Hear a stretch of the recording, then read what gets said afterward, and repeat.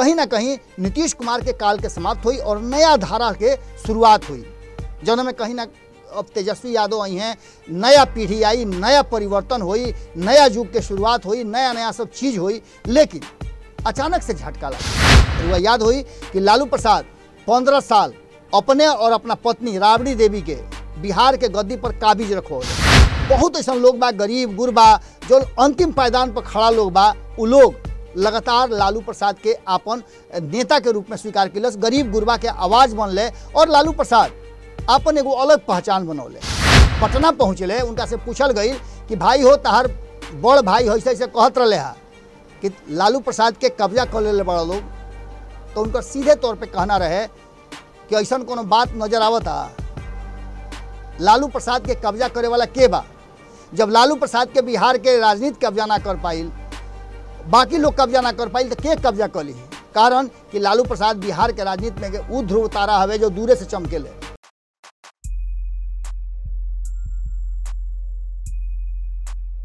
नफरत रोज खोजेले नया अफसाना, नफरत रोज खोजेले नया अफसाना, बुझा के आग कोनो नया किस्सा सुनावे कोई। गोड़ातनी हेरा से अभिनंदन बरुआलो के अपना कार्यक्रम जना के नाम हो खूटा ठोक के।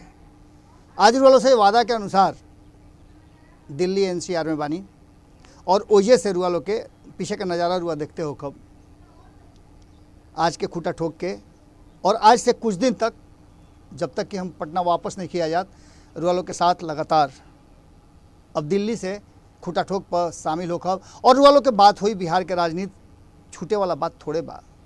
बिहार के राजनीति में जे कुछ भी हो रहा बा ओकरा से रुआ लोग के बे परिचित करैले, बेरूबरू करैले, बिना ओकरा पर चर्चा परिचर्चा के ना हमार मन लागी ना रुआ लोग के मन लागी। ऐसे कि हमनी के दोनों के बीच में ऐसा ना संबंधे हो गई बा कि जना के ले करके हमनी के एक दूसरा से अलग रहिए ना सकीले जा। ये सब बात के ले करके रुआ अभी वर्तमान जो देख रहा बानी ये भारत लाइव पर देखत हो कब, लेकिन तुरंते एकरा के पूरा देखे खातिर रुआ खूटा ठोक पे आवे के पड़ी। और एकरा पहले रुआ से बता दी कि आज के जो विषय बा ओकरा में एगो बड़ा बढ़िया भोजपुरी कहावत बा कि तसलिया तोर की मोर। ई कहावत जो भोजपुरिया होई जरूर जानत हो, या खास करके बिहार के लोग होई वो तो जानते हुई कि तसलिया तोर की मोर। बिल्कुल यही तरीका से बिहार के राजनीति में अब नया नया जो छत्रप पैदा हुई बड़न, नया नया जो राजनीतिक उथल पुथल मचल बा, ओकरा में यह बात के बड़ी चर्चा हो रहा बा। और चर्चा के संगे संगे से बता दी कि लालू के आरजेडी जना के कहल जात रहे कि सबसे ज़्यादा इम्पैक्ट बा तो इंटैक्ट बा, ओकरा में होड़ लागल बा। होड़ काथी खाती लागल बा? तो आपन आपन वर्चस्व, आपन आपन गद्दी, आपन आपन सत्ता अपनावे खातिर। रुआ लोग कुछ दिन पहले ही देखनी है, अभी तो 6 महीना नहीं होत, जब रामविलास पासवान के मृत्यु के बाद उनका लोक जनशक्ति पार्टी के कई खंड में विखंडित हो गई, केहू केनियो गईल, केहू केनियो गईल। और एकरा साथ साथ सबसे बड़ बात तो ये भइल कि दूगो जो विधानसभा के उपचुनाव होखे वाला बा, ओकरा में सिंबल के लड़ाई इतना कड़ेर हो गई कि दोनों में से केहू के सिंबल ना मिलल। नया नया सिंबल अलॉट होता और रामविलास पासवान के 4 दशक से जो राजनीतिक पृष्ठभूमि रहे, राजनीतिक जो उनकर खूंटा गाड़ करके कैसहूँ अपना के तैयार कैले रहन, वो सारा चीज़ लगभग समाप्त हो गई। एकरा के लेकर के जौन स्थिति सामने बा उरुआ लोग देख रहा बानी। ये सारा बात के लेकर के जौन आज के विषय बा ओकरा पर चर्चा रुआ लोग से खूटा ठोक पर हुई। अब चली सब हमनी के पहुँची जा अपना खूटा ठोक पर, जौन के नया चैनल है भारत लाइव के हैक भइला के बाद ये नया खूटा ठोक के चैनल बनौले रही, जौन रुआ से लोग से लगातार हम बातचीत करत रही। तो एकरा बाद अब चली सबे ओजे हमनी के अपन खूटा गड़ाओ और ओजे हमनी के चौपाल लागो।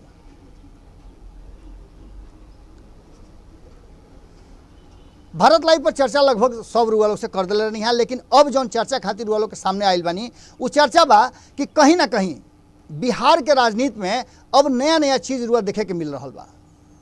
आज जैसन कि वादा रहे रुआ लोग से कि पटना से दिल्ली हम पहुँच गई बानी और कुछ डॉक्टर लोग से परामर्श लेला के बाद हम फिर पटना वापस आई। लेकिन ये बीच में अभी 15-20 दिन के कम से कम समय हमरा लागी और इस समय तक रुआ लोग से हम दूर ना रहब।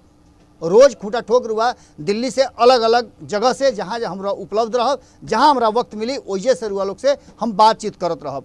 एक साथ साथ एगो निहोरा रुआ लोग से बा कि जौन खास करके भोजपुरिया समाज के लोग बानी, बिहार के लोग बानी, या फिर खूंटा ठोक के भारत लाइव से प्यार करे वाला लोग बानी, रुआ लोग संपर्क कर सकिले। नंबर नीचे दिहल बा, रुआ चाहब तो रुआ भेंट भी कर सकिले, और रुआ चाहब तो हम भी रुआ से भेंट कर सकिले।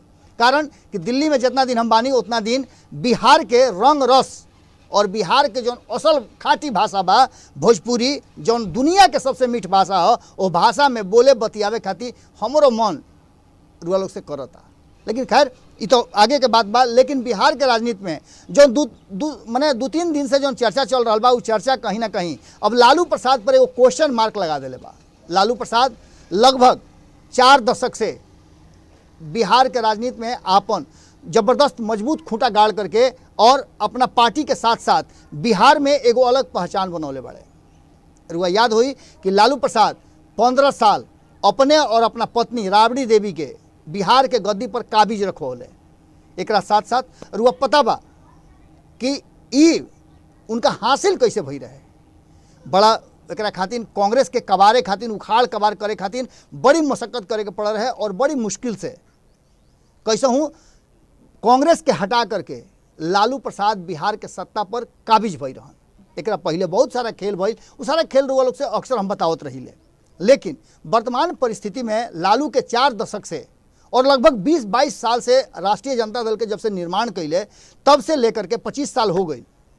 हाल फिलहाल में रुआ देखले हो कब कि 25वां साल गिरह मनावल गई हा, जना के लेकर के बहुत सारा बात भइल, मंच से भी बहुत सारा बात भइल। लेकिन अब यह पार्टी के पारिवारिक पार्टी कहे वाला लोग कहता, एकरा अलावे बहुत ऐसा लोग बा, गरीब गुरबा, जो अंतिम पायदान पर खड़ा लोग बा, उ लोग लगातार लालू प्रसाद के आपन नेता के रूप में स्वीकार किलस, गरीब गुरबा के आवाज़ बनले और लालू प्रसाद आपन एगो अलग पहचान बनौले।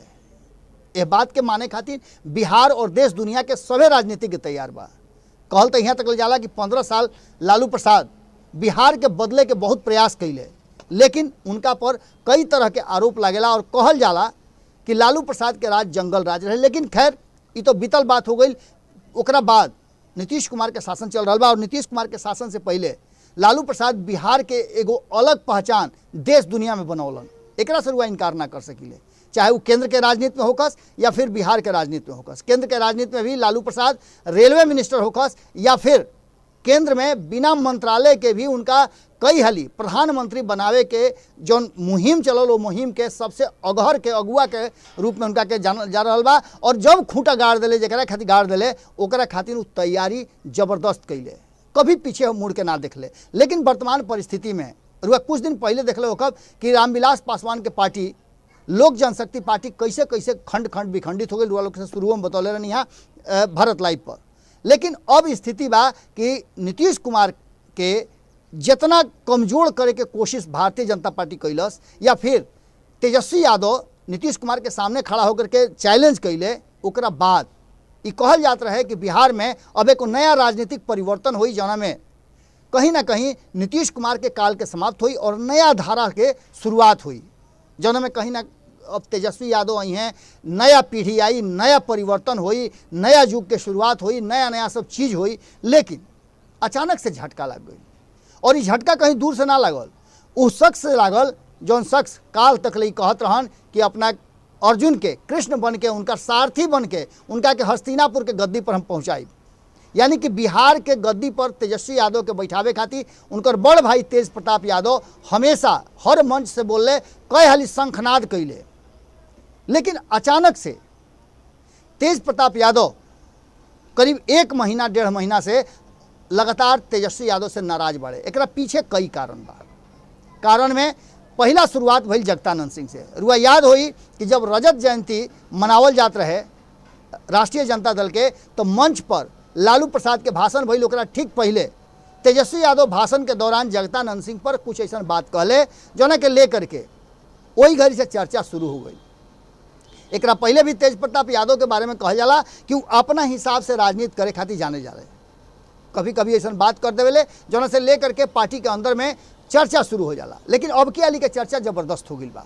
अब की आली तो तेज प्रताप यादव बुझाता जैसे सातू पानी लेके पड़ गई रहे हा और उनका यह बात के डर हो गई रहा कि कहीं ऐसा ना होके कि उनका के पार्टी से निकाल दिया जाओ।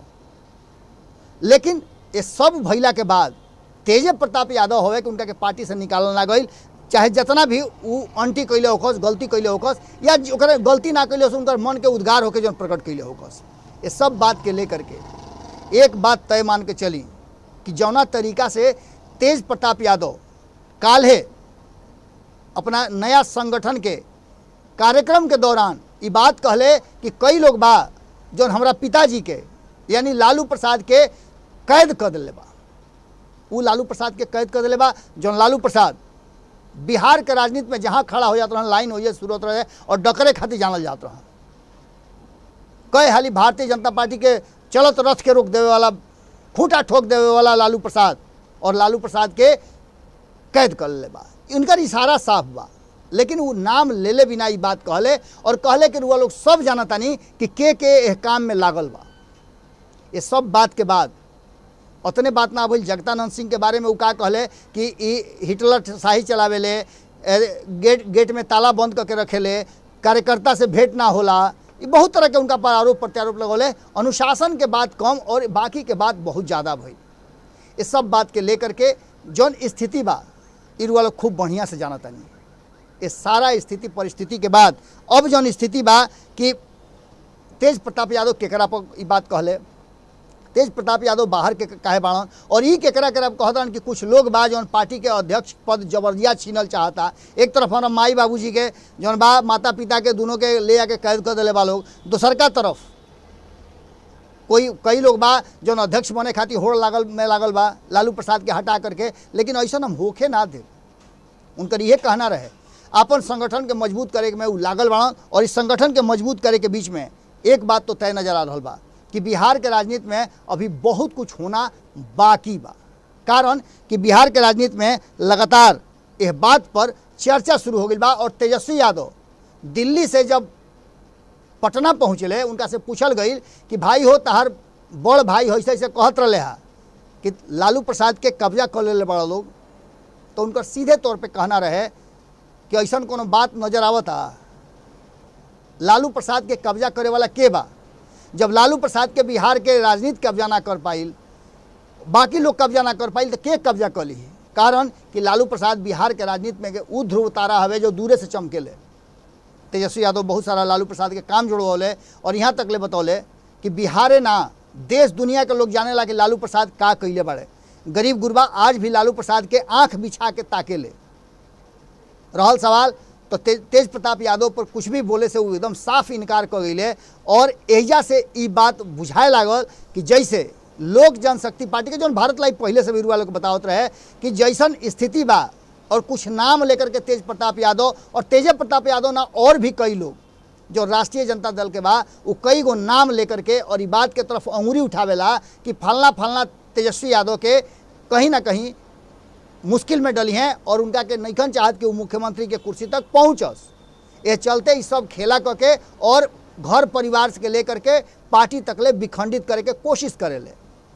ठीक यह बात लोक जनशक्ति पार्टी में भई रहे। जैसे ही रामविलास पासवान के इंतकाल भइल ओकरा बाद का भइल रुआ उसे अछूता नहीं खी। आज ना पशुपति कुमार पारस और ना ही चिराग पासवान दोनों के लगे बंगला बा, बंगला विहीन हो गई लोक जनशक्ति पार्टी और अब के लिए चुनाव में उतरी। इस सब कुछ भइल पावर खातिन, सत्ता खातिन और आरोप प्रत्यारोप खातिन। कुछ लोग के नाम वही वरी आई रहे, ये बात रुआ से पहले ही बतौले रही। लेकिन वर्तमान परिस्थिति में जौन स्थिति बा राष्ट्रीय जनता दल के ओकरा से साफ लागता कि तेज प्रताप यादव चुप बैठे वाला नहीं खन और वो अकेले नहीं खन। उनका पीछे बहुत लोग के हाथ हो सकेला या फिर पार्टी के अंदर में अगर विद्रोह होता तो ये समझ ली कि एकरा में कहीं ना कहीं लालू प्रसाद लेखा समेट के रखे के क्षमता के कमी तेजस्वी यादव में जरूर नजर आ जाई। कारण कि उनका दरवाज़ा से निकलते हुए, उनका आवाज़ से निकलते हुए तेज प्रताप यादव मीडिया से कहले रहन आज से 1-1.5 महीना पहले कि उनका के तेजस्वी यादव से मिले नहीं खे दियात, भाई के भाई से नहीं खे मिले दियात और ये बात बर्दाश्त ना कर सकेले। अब उतार चढ़ाव के स्थिति हो गई बा। यही पर हम आईना हैं टूट के सच्चाई जिंदा रखी ले। हम आईना हैं टूट के भी सच्चाई के जिंदा रखी ले। फिक्र तो वो करो जेकरा दिल और जुबान में मेल नहीं खे। आज के खूटा ठोक में एजे रुअल के से विदा ले, फिर काल भेंट हुई। आज एतवार है, रुअल जानता नहीं एतवार के ना आइले, लेकिन चूँकि खुटा ठोक आज से 17 दिन पहले शुरू भइल और 17 दिन में रुआ लोग के प्यार दुलार जौन बा वो मजबूर करता कि हर दिन रुआ लोग से भेंट मुलाकात होके और रुआ लोग के सामने हम अपन हाजिरी दी।